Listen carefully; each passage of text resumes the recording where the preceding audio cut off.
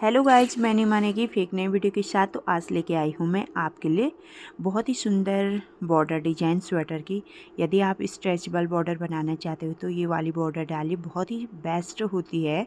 इसका दोनों side same होता है, उल्टा सीधा, लेकिन फंदों जब हम फंदे डालते हैं तब उससे पता चलेगा इसका उल्टा सीधा, नहीं तो इसके दोनों साइड सेम बन के तैयार होते हैं और ये स्ट्रेचेबल बन के तैयार होते हैं। यदि आप इससे हाई नेक भी बनाना चाहोगे तो बहुत ही बेस्ट रहेगा।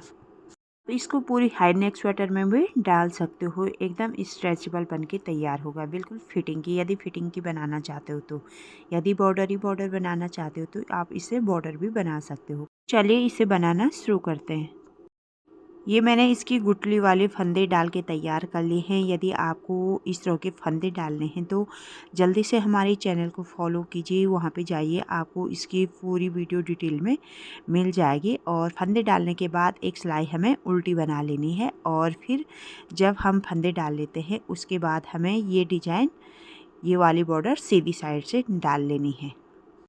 हमें अब यहाँ से बॉर्डर डालना स्टार्ट करना है। तो फर्स्ट का फंदा हम निकाल लेंगे और सेकंड फंदे को हमें इस तरह से डाल लेना है और धागे को इस तरह से नीचे से नहीं डालेंगे, धागे को हमें इस तरह से ऊपर से डालना है।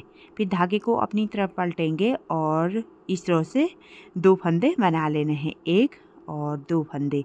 धागे को हमें इस तरह से ऊपर से डालना है। फिर हमें उल्टी साइड में धागा पलटना है और फिर धागे को हमें, सिलाई को हमें फंदों के बीच में से डालना है इस तरह से, और धागे को ऊपर से डालेंगे, ना कि नीचे से।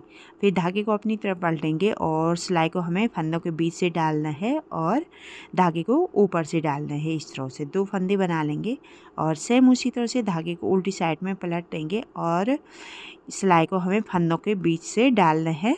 इस तरह से नहीं डालेंगे, हमें फंदों के बीच से इस तरह से डालना है।